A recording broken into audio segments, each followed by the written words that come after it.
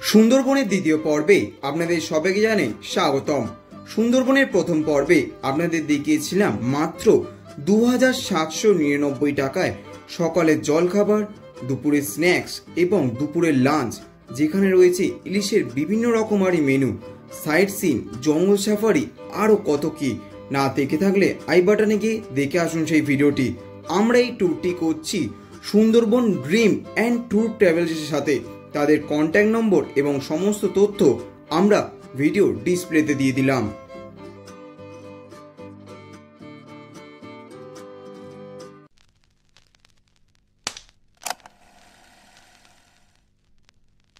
নমস্কার বন্ধুরা, সুন্দরবনের দ্বিতীয় দিনের দ্বিতীয় গল্প নিয়ে আপনাদের সামনে আরও একবার আমি হাজির হলাম।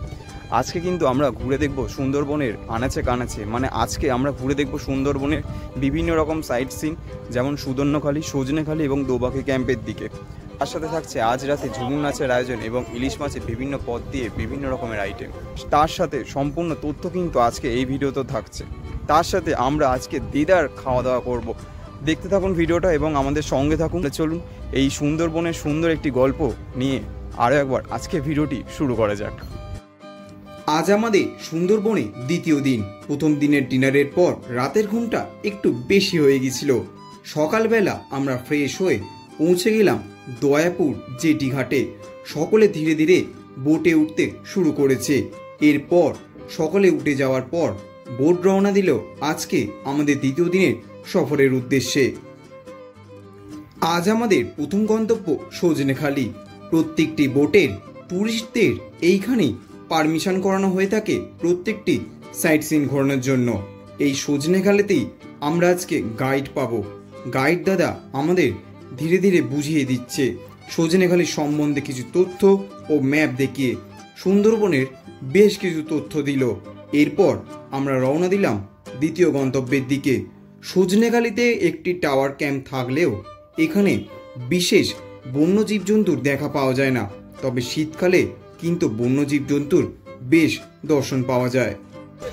নেতিদোপানি থেকে এই যে এরিয়াটা, এইটা হচ্ছে কোর জোন। এর আয়তন হচ্ছে 1330 বর্গ কিলোমিটার। এখানে টুরিস্টরা শুধুমাত্র একটা আইল্যান্ড বা দ্বীপে, যেটা হচ্ছে নেতিদোপানি পার্ক, এইখানটায় ঘুরতে পারে। বাদ বাকি যে অংশগুলো আছে, এই গোয়াসাবাদ, মোনা, এই সবগুলো কিন্তু ডিপ বা কোর ফরেস্ট। এখানে শুধুমাত্র ফরেস্ট ডিপার্টমেন্টের কর্মীরা ফরেস্টের কাজে যেতে পারে। বাট এখানে যারা মৎস্যজীবী তারাও যেতে পারে না, যারা আমাদের টুরিস্ট তারাও যেতে পারে না। আর এই যে দাগ দেখতে পাচ্ছেন, এই সাইডটা হচ্ছে ইন্ডিয়ান পার্ট, এই দাগের ওই সাইডে বাংলাদেশ পার্ট। এই কালিন্দী রিভার এবং রায়মঙ্গল রিভার বাংলাদেশ আর ইন্ডিয়াকে ডিভাইডেড করেছে। এরপর আমরা রওনা দিলাম আমাদের আজকের দ্বিতীয় গন্তব্যের দিকে। আজ দ্বিতীয় দিনের জলখাবারের মেনু লুচি, ছোলার ডাল আর পান্তুয়া।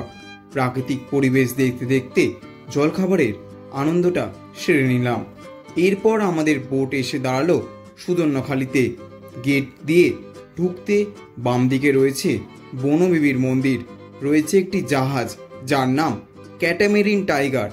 বোটটি একসময় ফরেস্ট ডিপার্টমেন্টের সবচেয়ে গুরুত্বপূর্ণ জাহাজগুলির মধ্যে একটি ছিল। আজ আমাদের তৃতীয় গন্তব্য দোবাকি ক্যাম্প। সত্যি দ্বিতীয় দিনে আমাদের ভাগ্যে কিছু বন্যপ্রাণী দর্শন পেয়েছিলাম। বেশ কিছু দূরে দেখতে পেলাম বেশ কয়েকটি হরিণ সারিবদ্ধ করে হাঁটছে। মুহূর্তেই ফ্রেম বন্দি করলাম। সত্যি চোখটা জুড়িয়ে গেল।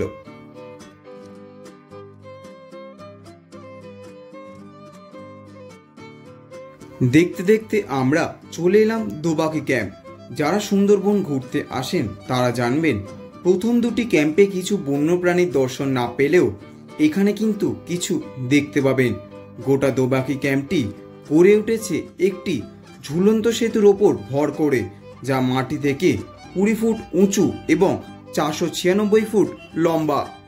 দোবাকি ক্যাম্পে আমরা ঘুরে এরপর আমরা বোটে উঠে পড়লাম। বোটে উঠতেই আজকের স্ন্যাক্স আমুদি মাছ ভাজা, মুচমুচে স্বাদ, তার সাথে জঙ্গল সাফারি, সাথে বন্যপ্রাণীদের দর্শন। জাস্ট ইম্যাজিন করুন কত সুন্দর এই পরিবেশ। কিছুক্ষণ পর জানতে পারলাম আজ দুপুরের মেনুতে নাকি 2 সুপারস্টার থাকছেন, একজন ইলিশ, অন্যজন পাবদা। দেখতে দেখতে বেলা গড়িয়ে এলো। দুপুরে লাঞ্চ নিয়ে বসে পড়লাম। আজকের মেনু ভাত, ডাল, কচু শাক দিয়ে ইলিশ মাছের মাথা, সর্ষে ইলিশ, সর্ষে দিয়ে পোস্ত পাবদা, শেষ পাতে রয়েছে চাটনি পাঁপড়। দুপুরের এই লাঞ্চ করে মুখের ভিতর আজ যেন স্বাদের বিস্ফোরণ হচ্ছে। কি বলি আর আপনাদের, ইলিশ মাছে আদার পরিমাণ একটু বেশি থাকলেও মাছ কিন্তু একদম ফ্রেশ। সবকটি খাবার নিয়ে কোনো কথা হবে না, যেমন রান্না তেমনি স্বাদ। কালকেও লাঞ্চ করলেন, আজকেও করলেন। ইলিশ মাছ যেহেতু ইলিশ উৎসবে এসছেন, কালকের তুলনায় কি আজকে বেটার ইলিশ মাছটা? আজকে বেটার। মানে কালকে কি সর্ষেটা একটু বেশি ওভার পাওয়ার কিছু একটা করছিল কালকে? মশলা বেশি হয়েছিল। আর আজকে তো দই ইলিশ হয়েছিল যেহেতু, তো দই ইলিশের একটু আলাদা তো টেস্ট লাগছে নিশ্চয়ই। আর সর্ষে পাবদাটা কেমন লাগছে? আচ্ছা। আর সকালের ব্রেকফাস্ট থেকে এখনো পর্যন্ত যে লাঞ্চ হচ্ছে তার মাঝখানে স্ন্যাক্সও ছিল, তো ওভারঅল কেমন এক্সপিরিয়েন্স আপনাদের? ওকে ওকে ওকে। আর মানে 10-এ কত রেটিং দেবেন মানে দুখানা মাছকে? ইলিশ মাছে 8। Okay, thank you. Thank you. দুপুরের লাঞ্চের পর আজকে আমাদের ফল সার্ভ করলো। ফল খেতে খেতে আমরা গাইড দাদার কাছ থেকে সুন্দরবন সম্পর্কে বেশ কিছু তথ্য জেনে নিলাম। আজকের যেদিকে আমাদের প্রোগ্রামটা পুরোটাই বে অফ বেঙ্গলের দিকে, মানে আমরা যেদিকে যাচ্ছি এটা বে অফ বেঙ্গলের দিকে যাচ্ছি। যেখানে আপনারা পাকিস্তান বা দয়াপুর ছিলেন, ওর অপোজিট সাইড গেলে আপনারা বাংলাদেশের দিকে যেতেন। এখন যে পয়েন্টে আপনারা ঢুকছেন, একটু আগে বিদ্যা নদী ছেড়ে এখন যে পয়েন্টে আপনারা ঢুকছেন, এটা একটা ক্রিক বা খাড়ি, অনেকে এটা ডেল্টা বলে থাকে, কারণ এইখানে জোয়ার ভাটা সেইভাবে ফ্লো থাকে না। এবারে বলি, যে নদীটায় আপনারা বা ছেড়ে চলে এসছেন, একই এই জল সেম জল, এখানে যে জলটা পাওয়া যায় পুরোটাই লবণ জল বা সল্ট ওয়াটার। এবার এই জলের মধ্যে কি কি থাকে বা কয়টা অ্যানিমাল থাকে? এই জলের মধ্যে প্রায় মাছ গোত্রীয় 103 প্রজাতির অ্যানিমাল থাকে। এছাড়াও এখানে আরো যেগুলো থাকে কুমির, যেটা সল্ট ওয়াটার ক্রোকোডাইল এই জলের মধ্যে থাকে। এছাড়াও এই জলের মধ্যে আর কি থাকে, যেটা হচ্ছে যেটাকে বলা হয় মানে শুশুক বা ডলফিন। প্রায় 2 প্রজাতির ডলফিন এখানে থাকে, একটা গানগেটিভ, একটা ইরাবতী। এছাড়াও এই জলের মধ্যে যেটা শার্ক, সেটাও দেখতে পাওয়া যায়। এছাড়াও এই জলের মধ্যে প্রায় 7 প্রজাতির কাঁকড়া আছে জল বা মাটির মধ্যে। বিকেল গড়িয়ে এসেছে, তাই আজকে বোটের মধ্যে আমাদের সন্ধ্যার স্ন্যাক্স দিয়ে দেওয়া হলো। আজকে সন্ধ্যার স্ন্যাক্সে ছিল গরম গরম চিকেন পকোড়া সাথে কফি। এই সন্ধ্যায় কিন্তু সত্যি বোটের মধ্যে এই স্ন্যাক্স নিয়ে জমে গেল। এরপর বিকাল বেলায় আমাদের বোট এসে দাঁড়ালো দয়াপুরে। হোটেলে ফিরে কিছুক্ষণ বিশ্রাম নিয়ে নিলাম। কিছুক্ষণ বিশ্রাম নেওয়ার পর হোটেলের হলঘরে সকলে মিলে চলে গেলাম। আজ কিন্তু ঝুমুর নাচের আয়োজন করা হয়েছে।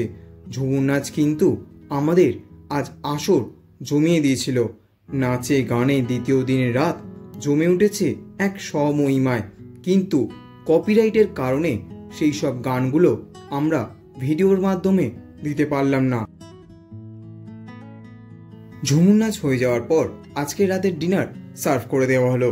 আজকে রাতের ডিনারে ছিল ফ্রাইড রাইস, আলুর দম সাথে চিলি চিকেন।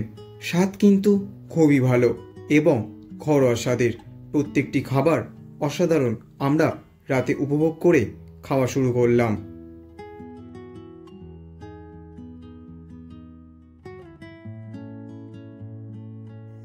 ফাইনালি বন্ধুরা, দ্বিতীয় দিনের রাতের ডিনার কিন্তু আজকে আমরা করে নিলাম। দেখতেই পেলেন আপনারা, আজকের মেনুতে ছিল কিন্তু ফ্রাইড রাইস, সাথে ছিল আলুর দম কষা এবং চিলি চিকেন। আইটেম কিন্তু মোটামুটি আমরা প্রথম দিন থেকে এখনো পর্যন্ত যেগুলো খাওয়া দাওয়া করছি এনাদের সাথে, খুবই খাওয়া দাওয়ার এক্সপিরিয়েন্স কিন্তু আমাদের ভালো হচ্ছে।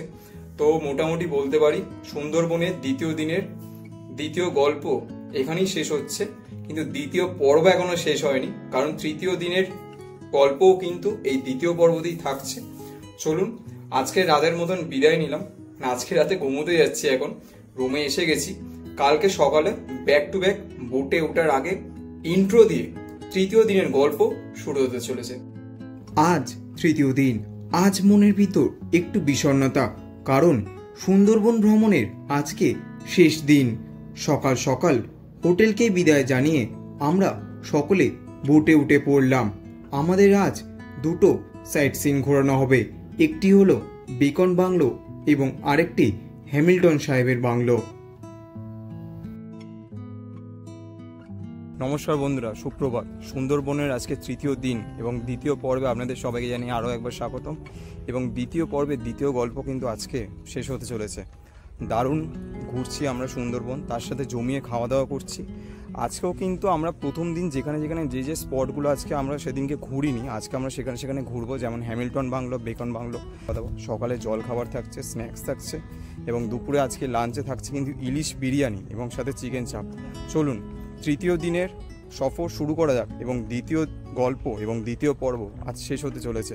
তাই আজকের ভিডিওটা একটু স্পেশাল। চলুন আপনাদেরকে নিয়ে আজকের ভিডিওটি শুরু করা যাক। বোটে উঠতেই প্রতিদিনের মতো আজকেও গরম চা সার্ভ করা হচ্ছিল। তারপর দেখলাম জলখাবারে তোড়জোড় শুরু হয়ে গেছে। আজকের জলখাবারের মেনু বাটোরা, চানা এবং একটি সেদ্ধ ডিম। সত্যি কথা বলতে প্রত্যেক দিনের জলখাবারের মেনু কিন্তু নানান রকমের হচ্ছে, যা খেতে এবং স্বাদ গ্রহণ করতে বেশ ভালো লাগছে এই জঙ্গলের মাঝখানে। এরপর বোট এসে দাঁড়ালো গোসাবা ফেরিঘাটে। এখানে নেমে প্রথমে আমরা ঘুরে দেখলাম বেকন বাংলো, যার প্রবেশ মূল্য 10 টাকা। কবিগুরু রবীন্দ্রনাথ ঠাকুর ছিলেন হ্যামিল্টন সাহেবের পছন্দের মানুষ, আর তাই তারই আমন্ত্রণে 1932 সালে গোসাবা সফরে এসে রবীন্দ্রনাথ ঠাকুর দুটো দিন এই বেকন বাংলোতে কাটিয়েছিলেন।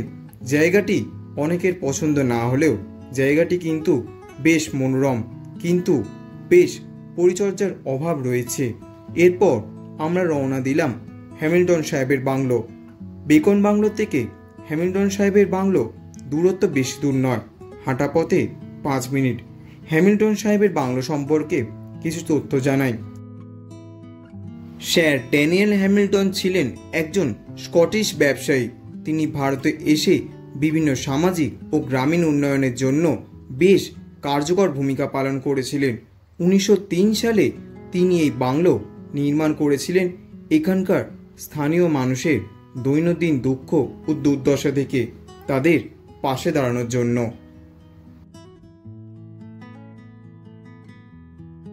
এরপর আমরা সকলে মিলে আবার বোটে উঠে গেলাম। বিগত 2 দিন ধরে ইলিশের বিভিন্ন পদের রকমারি খাবার খেয়েছি, আজও তার ব্যতিক্রম নয়। আজও রয়েছে দুপুরের লাঞ্চে ইলিশ বিরিয়ানি সাথে চিকেন চাপ। এরপর লাঞ্চে বসে পড়লাম, ইলিশ বিরিয়ানি সাথে চিকেন চাপ জমিয়ে খেলাম।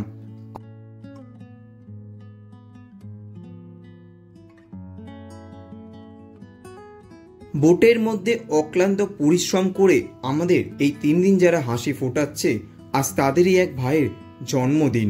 তাই বোটের মধ্যে কেক কেটে সেই মুহূর্তটা আমরা সবাই মিলে উদযাপন করলাম। সুন্দরবন ড্রিম ট্যুর অ্যান্ড ট্রাভেলসের উদ্যোগে ঘোরা হলো 3 দিন 2 রাতে সুন্দরবন ভ্রমণ।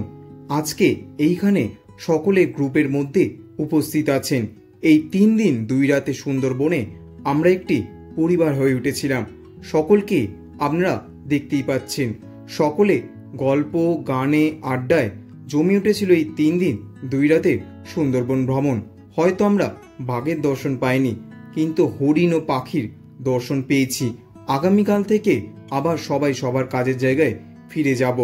অজানা অচেনা মানুষগুলো পরিবারের মতন হয়ে উঠেছিল। হয়তো আর কোনোদিনও দেখা হবে না আমাদের, কিন্তু কথায় রয়েছে পৃথিবী গোল, দেখা হলেও হতে পারে। মিস করব প্রত্যেকটি মানুষকে, কারণ এই 3 দিন গল্প, গানে, আড্ডায় জমিয়ে রেখেছিল আমাদের এই গ্রুপ। বোট থেকে নেমে কিন্তু আমরা আবার ক্যানিংয়ের উদ্দেশ্যে রওনা দিয়েছিলাম, কারণ এই প্যাকেজটি কিন্তু ক্যানিং টু ক্যানিং প্রোভাইড করা হয়। প্যাকেজের সম্পূর্ণ ডিটেলস, কেমন কি খরচা পড়ে, সেই সমস্ত তথ্য এইবার আপনাদের জানিয়ে দেওয়ার সময় এসেছে। তাহলে চলুন সেই সমস্ত তথ্য আপনারা একটু জেনে নিন।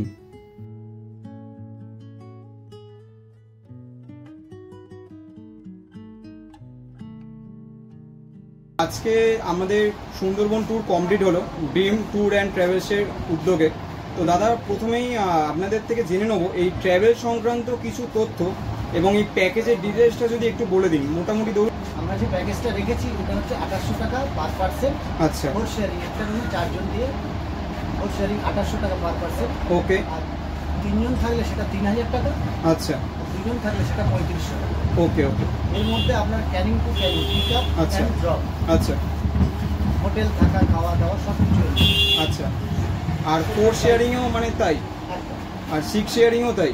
আর ধরুন দাদা মানে সোলো ট্রাভেল করতে চান, আমি মানে আজকে আস্তে আস্তে শুনছিলাম যে ওই বেঙ্গল সাফারি, যে জঙ্গল সাফারি যেগুলো হয়, বোটেই থাকতে হয় 24 ঘন্টা, 1 দিন 2 দিন 3 দিন থাকতে চায়, তো তাদের কেমন কি খরচা পড়ে? তাদেরও কি এই ইলিশ উৎসবেই মানে এটা দেওয়া হবে না? তাদের খরচাটা একটু বেশি আসবে, 3000 টাকা 3200 টাকা পার পার্সন বেশি যাবে। আচ্ছা আচ্ছা আচ্ছা আচ্ছা। সেটা কতদিন, 2 দিন কি 1 দিন, তার উপর নির্ভর করবে। আচ্ছা আচ্ছা আচ্ছা আচ্ছা।